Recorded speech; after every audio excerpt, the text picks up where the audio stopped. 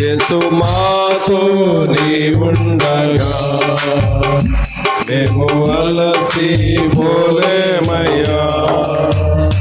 యేసు మాతో నీవుండగా మేము అలసిపోలేమయ్యా. అంతా నీవే చూసుకుంటావు, అంతా నీవే చూసుకుంటావు, అంతా నీవే చూసుకుంటావు, అంతా నీవే చూసుకుంటావు.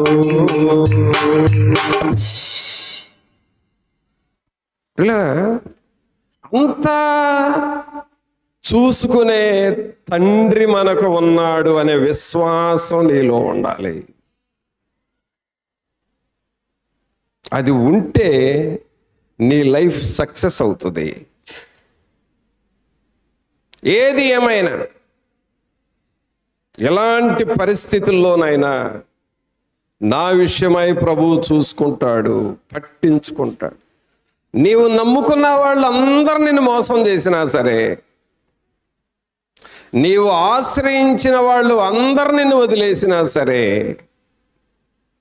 ఆయన నన్ను పట్టించుకుంటాడు అనే విశ్వాసం నీలోనికి రావాలి. హల్లెలూయా. అలాగూ నువ్వు ఆధారపడినప్పుడు ఆ తండ్రి అంటున్నాడు, ఏమంటున్నాడో చూడండి 11వ వచనంలో, నేను మిమ్మును గూర్చి ఉద్దేశించిన సంగతులను నేను ఎరుగుదును. మీకేం చేయాలనుకుంటున్నాను, మీకు ఎలా చేయాలనుకుంటున్నానో, ఎప్పుడు మీకు సహాయపడాలనుకుంటున్నానో, ఏ స్టెప్లో ఏమి చేయాలి, నీకేం చేయాలి, నీ భార్యకి ఏం చేయాలి, నీ భర్తకి ఏం చేయాలి, నీ పిల్లలకి ఏం చేయాలి, నీ ఆరోగ్యానికి ఏం చేయాలి, నీ ఇంటిలో ఏం చేయాలి, నీ సంఘంలో ఏం చేయాలి, అన్నీ నా దగ్గర ప్లాన్ ఉంది. అంతా నా దగ్గర ఒక ప్లాన్ అండ్ ప్రోగ్రామ్ నా దగ్గర ఉన్నది.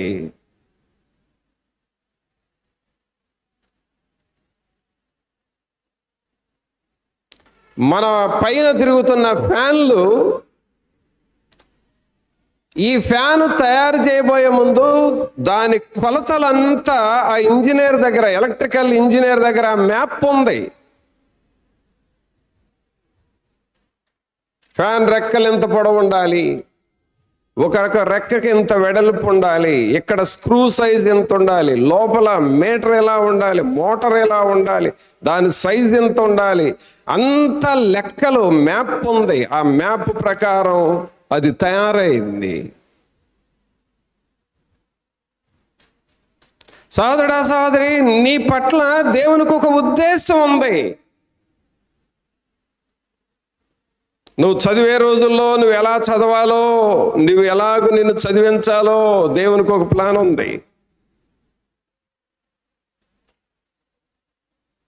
నువ్వు చదివిన తర్వాత లైఫ్లో ఎటు వెళ్ళాలో, ఎలా సెటిల్ అవ్వాలో, అక్కడి నుంచి నువ్వు ఎలాగూ దేవుని పని చేయాలో నీ పట్ల దేవునికి ఒక ప్లాన్ ఉంది.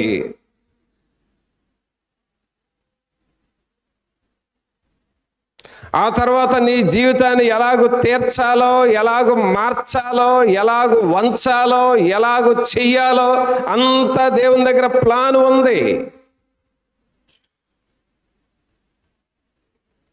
అది ఎలాంటి ప్లాన్ అంటే, నీకంటే తెలివి కలిగిన ప్లాన్.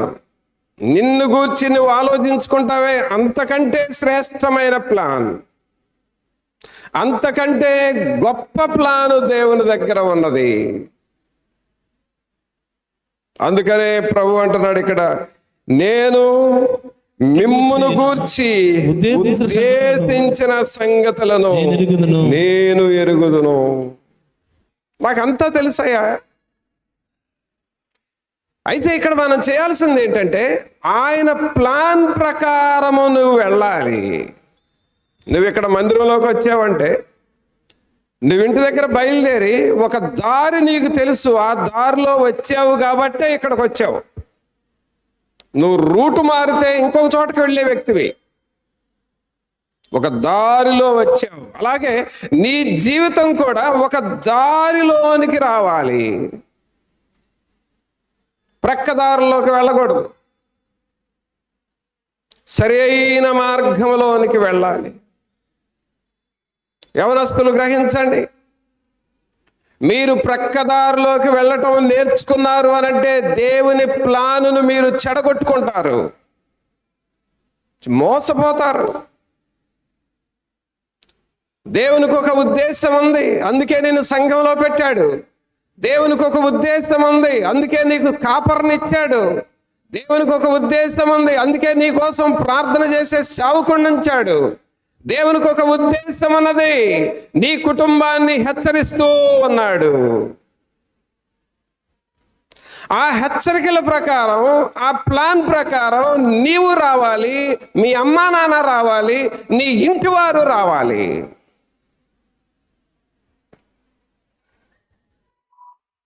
అప్పుడు దేవుని ఉద్దేశాలు మనలో జరుగుతాయి. ఒక వ్యక్తి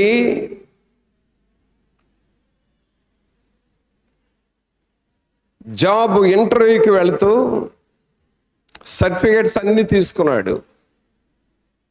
ఆ ఇంటర్వ్యూ బోర్డులో ఒక వ్యక్తి తెలిసిన ఆయన, నీకెందుకు, నువ్వు ఆ సర్టిఫికేట్స్ అన్ని తీసుకొని ఇంటర్వ్యూకి అటెండ్ అవ్వు, జాబ్ వచ్చేటట్లుగా చేసే బాధ్యత నాది అని కూడా హామీ ఇచ్చాడు. తల్లిదండ్రులు సంతోషంతో ఆ అబ్బాయికి సర్టిఫికేట్స్ కావలసిన డబ్బులు ఇచ్చేసాయా, అంకుల్తో మాట్లాడాము, నువ్వు వెళితే చాలు జాబ్ ఇస్తానన్నారు, మనకు మాట ఇచ్చారు కదా, నువ్వు వెళ్ళు అని పంపించారు. ఈ అబ్బాయి చేసిన పని ఏంటంటే సర్టిఫికేట్స్ తీసుకొని అన్ని తీసుకొని ఆ ఇంటర్వ్యూ చేసే ఆ బోర్డు అక్కడికి వెళ్లకుండా ఆ టైంలో వాళ్ళ ఫ్రెండ్స్తో కలిసి వేరే పనుల కోసం వెళ్ళాడు. లైఫ్ అంతా స్పాయిల్ అయిపోయింది. కారణం, వెళ్ళాల్సిన టైంలో వెళ్ళవలసిన స్థలానికి వెళ్లకుండా వేరొక స్థలానికి, వేరొకరి దగ్గరికి వెళ్ళాడు. అంత పిచ్చోళ్ళు కూడా ఉంటారా అని మీరు అడగొచ్చు. వాళ్ళు పిచ్చోళ్ళు కాదు, వాళ్ళకు పట్టిన దయ్యాలు అలాగ వారిని నడిపిస్తాయి. ఒక జీవితాన్ని పాడు చేయాలంటే దయ్యాలు బట్టి వాళ్ళని అలా నడిపిస్తాయి. వాళ్ళు పిచ్చోళ్ళేం కాదు, కాకపోతే వాళ్ళు ఎందుకు పిచ్చోళ్ళు అయ్యారంటే సైతాను మాటలు వాళ్ళు వినేవాళ్ళు అయ్యారు కాబట్టి అందుకు పిచ్చోళ్ళు అయ్యారు. వాళ్ళు జీవితాన్ని జడగొట్టే పిచ్చితనం. సోదరుడా, సహోదరి, యవనస్తులారా, పురుషులారా, స్త్రీలారా, మన కుటుంబాలని బాగు చేయాలనేది దేవుని ఉద్దేశం. మన పిల్లలను మంచి దారిలో పెట్టాలి అనేది దేవుని ఉద్దేశం. మనలను సరైన మార్గంలో పెట్టి దేవుని చేత ఆశీర్వదించబడిన కుటుంబముగా, దేవుని చేత వర్ధిల్లుచున్న సంఘముగా మనల్ని చేయాలి అనేది దేవుని ఉద్దేశం. అందుకనే తండ్రి అంటున్నాడు, నేను మిమ్మును గూర్చి ఉద్దేశించిన సంగతులను నేను ఎరుగుదును. రాబో కాలమందు మీకు నిరీక్షణ కలుగునట్లుగా అవి సమాధానకరమైన ఉద్దేశములే గాని హానికరమైనవి కావు. ఇదే యెహోవా వాక్కు. ప్రవణంతులరా, నిన్ను గూర్చి నీకు ఒక ఉద్దేశం ఉంటుంది. నిన్ను గూర్చి నీకు ఒక ప్లాను. నీ కుటుంబం ఉందంటే నా కుటుంబాన్ని ఎలా చేసుకోవాలి అని ఒక ప్రతి తండ్రికి, ప్రతి తల్లికి ఒక ఆలోచన ఉంటుంది. ఉండదు అని నేను అంటలేదు. ఎట్ ది సేమ్ టైం, అదే సమయంలో దేవునికి కూడా నీ కుటుంబం మీద ఒక ఆలోచన ఉంది. మరి నీ ఆలోచన ప్రకారం చేసుకుంటావా? ప్రభువా, నా కుటుంబం పట్ల నీ ఆలోచన, దేవుని ఆలోచన జరగాలని దేవునికి చెబుతావా? అది నువ్వు డిసైడ్ చేసుకోవాలి.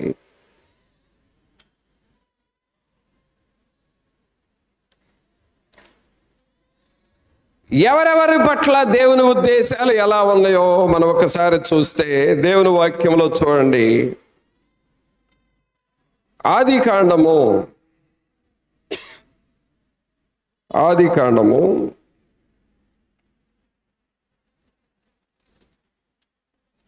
18వ అధ్యాయము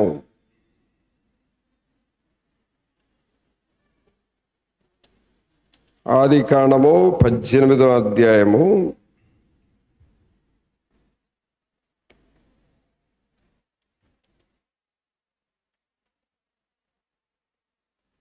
10వ వచనం నుండి చూడండి.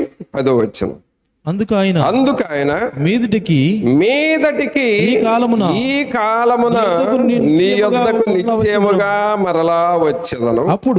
అప్పుడు నీ భార్య అయిన శారాకు ఒక కుమారుడు కలుగునని చెప్పాను. శారా ఆయన వెనుక నుండిన గుడారపు ద్వారమందు వినుచుండెను.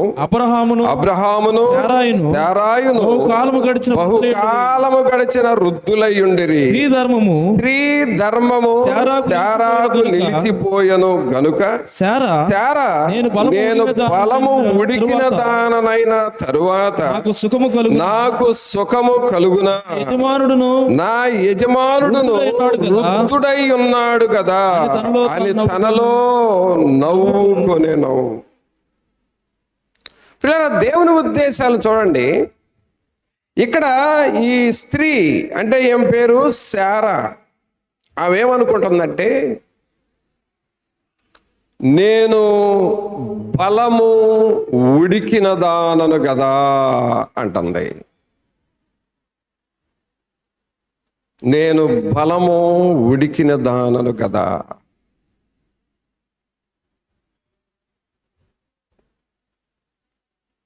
బలము ఏమిటి?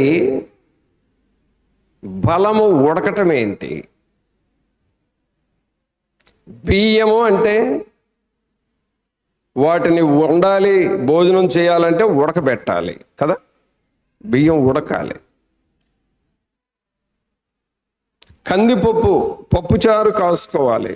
కందిపప్పు నీళ్ళల్లో పెట్టి నానబెట్టి ఉడకబెట్టాలి.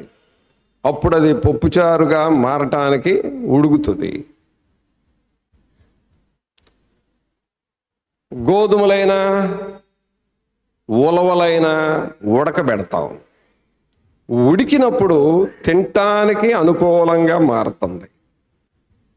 ఇప్పుడు ఏమంటుంది? నేను బలము ఉడికిన దాననే అంటున్నాడు. బలము ఉడికితే మంచిదేగా ఈ లెక్కన.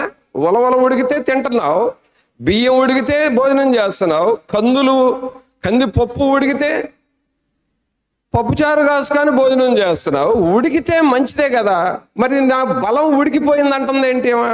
ఉడికితే మంచిదే కదా అని అంటే, ఇక్కడ ఉడకటం అంటే నా పని అయిపోయింది, నా పరిస్థితి అంతా చెయ్యి దాటిపోయింది అంటే పాసాన్, ఇక నా వల్ల ఏమీ కాదు అని అర్థం.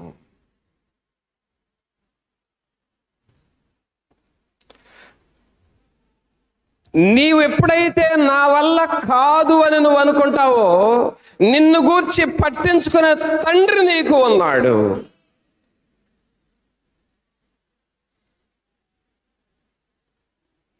నా బలము ఉడికిపోయింది, నా బలం అయిపోయింది, నా దగ్గర శక్తి అయిపోయింది, నా దగ్గర డబ్బులు అయిపోయినాయి, నా యొక్క పలుకుబడి అయిపోయింది, నా దగ్గర అంతా ఉడికిపోయింది, ఇక నా వలన ఏమీ కాదు అని అనుకుంటున్నావే, ఆ టైములో నిన్ను గూర్చి ఆలోచిస్తున్న తండ్రి నిన్ను పట్టించుకుంటాడు.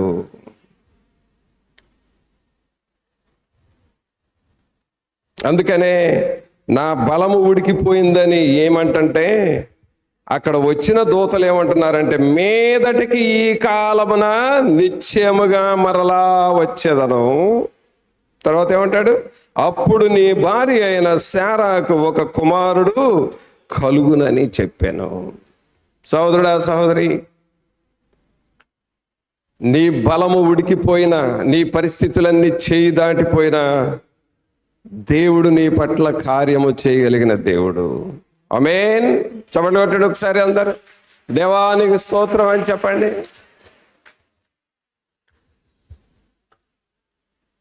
యవనస్తులకు పరిశుద్ధాత్ముడు చెబుతున్న మాట ఏంటో చెప్తాను వేరండి. యవనస్తులు, యవనరాళ్ళు, మీ వయస్సు మొత్తం మీద దేవుడు నీకు 70 సంవత్సరాలు 80 సంవత్సరాలు ఆయుష్ ఇచ్చిన లైఫ్ మొత్తం మీద ఇప్పుడు నువ్వు ఉన్నావే 20 సంవత్సరాల నుండి 30-35 సంవత్సరాల వరకు వయసులో ఉన్నారే, మీ బలము, మీ జీవితం మొత్తం మీద ఇప్పుడు మీ బలం ఎక్కువ. మీరు పరిగెత్తగలరు, బరువు మోయగలరు,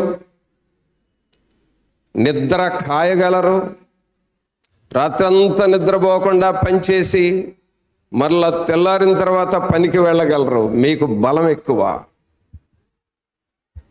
మొదట్లో నేను మనకు చిన్న మందిరంగా ఉన్నప్పుడు ఆ మందిరం డెకరేషన్ చేయడానికి ఒక్కడనే చేసుకునేవాడిని. అప్పుడు నేను ఎంత 10th junior inter senior inter ఆ వయసు,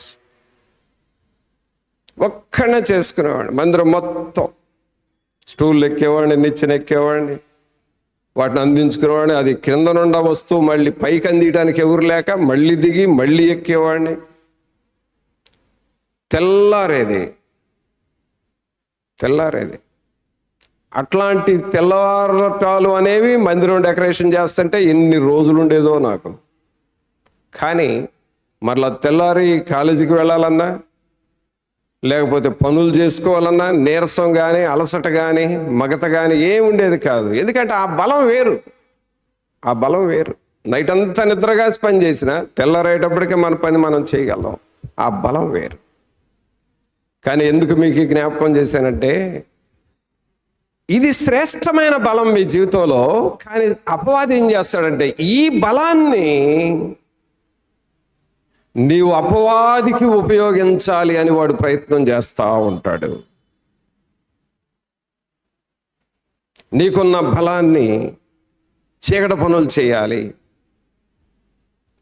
లోక సంబంధమైన పనులు చేయాలి, దేవుని దుఃఖపెట్టే పనులు చేయాలి, సంఘానికి అవమానం తెచ్చే పనులు చేయాలని నీ బలాన్ని సాతానుడు ఎలాగూ డైవర్ట్ చేస్తాడు, ఉపయోగిస్తూ ఉంటాడు. సంసోనికి బలం ఉంది, కానీ ఆ బలాన్ని లోకానికి తిప్పేశాడు సైతాను, పాపానికి తిప్పేశాడు. యవనస్తులారా, ఆడపిల్లల యవనరాళ్ళారా గమనించండి. నీ బలాన్ని సాతానుడు వేరే వాటికి త్రిప్పుతూ ఉంటాడు. అందుకే నువ్వు చాలా జాగ్రత్తగా ఉండాలి. పెద్దలైన మీరు కూడా యవన కాలంలో మీ బలాన్ని సాతానుడు చేత అలాగూ తిప్పబడ్డారు కాబట్టి మీరిప్పుడు ఏం చేయాలో అర్థం కాని పరిస్థితుల్లో పెద్దవాళ్ళు కూడా ఉన్నారు. మీ యవన కాలంలో ఉన్న బలం, దేవుడు మీకు ఇచ్చినటువంటి బలమైన శక్తిని మీకు కూడా వాక్యము తెలియక, దేవుని భయం లేక యవన కాలంలో మీ జీవితాలు పాడు చేసుకున్న వారు ఉంటున్నారు.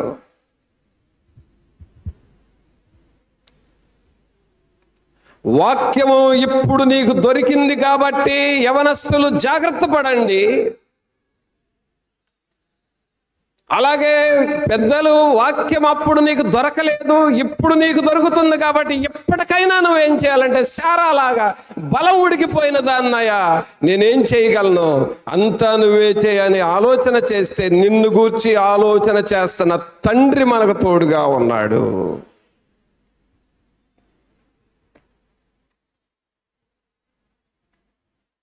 అనగా ఇక్కడ పరిశుద్ధాత్ముడు మనకు చెప్పిస్తున్న మాట ఏమిటంటే,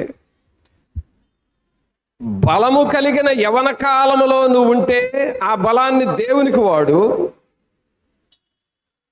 బలము ఉడికిపోయిన వయసు పెద్దదైన స్థితిలో నువ్వు ఉంటే దేవుని మీద ఆధారపడు.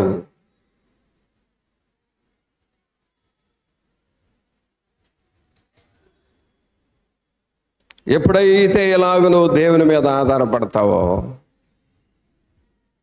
ఏమంటుందండి 11వ వచనంలో చదవండి.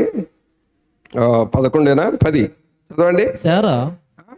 శారా నేను బలము ఉడిగిన దానినైన నేను బలము ఉడికిన దానను అయిన తరువాత నాకు సుఖము కలుగునా, నా యజమానుడును నా యజమానుడును వృద్ధుడై ఉన్నాడు కదా అని తనలో నవ్వుకొనెను. తనలో నవ్వుకొనెను అంటే కొన్నిసార్లు అండి మనం నవ్వుతాం కానీ నువ్వు నవ్వే నవ్వు ఇలాగే ఉంటది, శారా నవ్వులాగానే ఉంటది.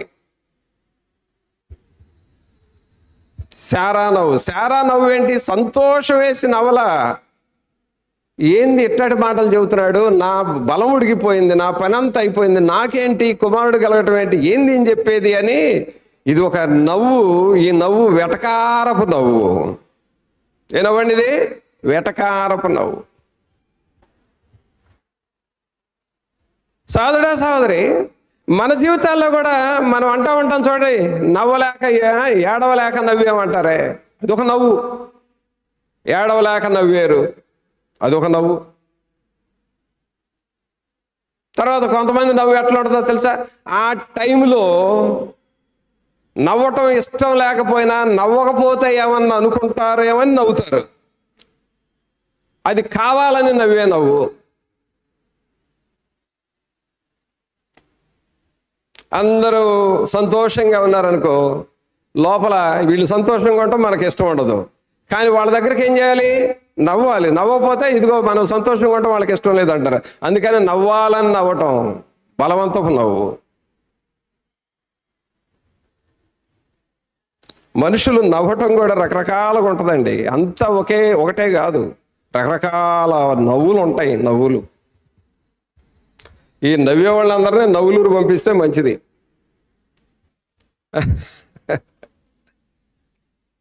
ఇలాంటి నవ్వులు కాదు. ఇక్కడ దేవుడు ఎలాంటి నవ్విస్తాడు అని అంటే, గొర్రెల కాపర్లు మిక్కిలి సంతోషించారు,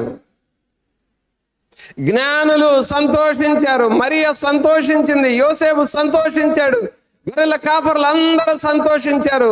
ఈ సమయంలో మనలను నవ్వించే దేవుడు మనకు పుడుతూ ఉన్నాడు. హల్లెలూయా! ఒకసారి చప్పట్లు కొట్టండి అందరూ. ప్రభు మనల్ని నవ్వించు దేవుడు అని చెప్పండి.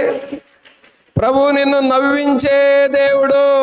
ఆమేన్, ఆమేన్. ఒకసారి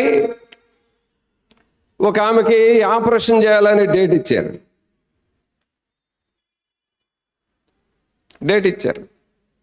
సరే అని చెప్పి వాళ్ళు నా దగ్గరికి వచ్చారు. ఆపరేషన్ అన్నా వెళుతున్నాం హాస్పిటల్కి అన్నారు. అలాగా, సరే ప్రార్థన చేద్దామని, ప్రభా ఈ బిడ్డలకు తోడుగుండండి, ఎలాంటి నష్టం లేకుండా చేయండి, ఆపరేషన్ లేకుండా కూడా మీరు స్వస్థపరిచే దేవుడు కదా, మీరు చేయగలిగిన దేవుడు అని మిమ్మల్ని స్తుతిస్తున్నాను, కానీ మీరు సహాయం చేయండి బిడ్డతో అని 2 మాటలు ప్రార్థన చేసి సరే వెళ్ళమ్మా అన్నాను. వెళ్ళేటప్పుడు నా వైపు చూడాలి అందరూ. నేను ప్రార్థన చేసి ఆమెను అన్నప్పుడు ఈ 2 చేతులు ఇక్కడ దూరంగా ఉన్న చేతులు దగ్గరికి తీసుకొచ్చి, అన్నా చెయ్యి, ప్రార్థన చెయ్యి, ఏం చేద్దాం అని అన్నారు. సరే అమ్మ ప్రార్థన చేస్తాను. వెళ్ళారు. ఇచ్చిన డేట్ వచ్చింది, ఇచ్చిన టైం వచ్చింది, థియేటర్లోకి తీసుకెళ్ళారు. ఆపరేషన్ చేసే బల్ల మీద పడుకోబెట్టారు. డాక్టర్స్ అందరూ వచ్చారు. వాళ్ళల్లో ఒక ఆయన అన్నాడంట, అంటే 4-5 డాక్టర్లు ఉంటారు, వాళ్ళల్లో ఒక డాక్టర్ అన్నాడంట, ఎందుకైనా మంచిది అసలు మనం ఎలాగ ఆపరేషన్ చేయాలో మనకు ఒక కరెక్ట్గా ప్లాన్ ఉండాలి కాబట్టి ఒక్కసారి థియేటర్లోకి పంపించి స్కానింగ్ తీయించండి అన్నారంట. మరలా బల్ల మీద పడుకోబెట్టిన మనిషిని లేపి ఆ థియేటర్లోకి పంపించి, ప్రక్కనే కదా అక్కడ మరలా స్కానింగ్ తీసి ఆ రిపోర్ట్ చూసి డాక్టర్లు 4 నవ్వుకున్నారంట. 4 డాక్టర్లు నవ్వుతుంటే ఈ ఆపరేషన్ చేయించుకునే మనిషి ఆడవలసిందేగా, వీళ్ళు నవ్వుకుంటారా లేదో చేస్తారా అని, అంతే కదా అర్థం. అలాగ నవ్వుకొని అప్పుడు ఆ వైపు చూసి, ఏమ్మా ఏమైందో తెలీదు, రిపోర్ట్ చూడు చాలా బాగుంది, నీకు ఆపరేషన్ వద్దు, ఏమొద్దు, తీసుకో బుట్ట సట్ట సర్దుకొని వెళ్ళిపోయి ఇంటికేనన్నారు. ఆమేన్. ఆమె ఇప్పుడు ఎలాగ నవ్వుతా ఉంటది? నవ్వాలని నవ్విద్దా, లేకపోతే పగలబడి నవ్విద్దా? ప్రియరా, ప్రభు మనకు చేసే పనులు ఎలా ఉంటాయి అంటే, ఆయన నిన్ను గురించి ఉద్దేశించిన సంగతులు, ఆయన చేసిన పనులు నువ్వు విని నువ్వు పగలబడి నవ్వాల్సిందే. హల్లెలూయా! అందరూ మీ ప్రక్కన వాళ్ళకి సెకండ్లు ఇచ్చి చెప్పండి, ప్రభు మనల్ని పగలబడి నవ్వేటట్లుగా చేస్తాడు అని చెప్పు. అందరూ చెప్పండి, పగలబడి నవ్వేటట్లుగా చేయగలిగిన దేవుడు. ఆమేన్. చప్పట్లు కొట్టి ఒకసారి భుజాల మీద తట్టండి ప్రక్కన వాళ్ళని, పగలబడి నవ్వేటట్లుగా చేయగలిగిన దేవుడు అని చెప్పు. సహోదరుడా, సహోదరి, ప్రస్తుతానికి నువ్వు శారాలాగా నా బలం ఉడికిపోయింది, నా వల్ల ఏమి కాదు అనుకుంటున్నావేమో, కానీ ప్రభు నీ జీవితంలో అద్భుతాలు చేసే దేవుడు. ఆయన ఉద్దేశాలు ఆయన నీ పట్ల, నా పట్ల జరిగిస్తూ ఉంటాడు.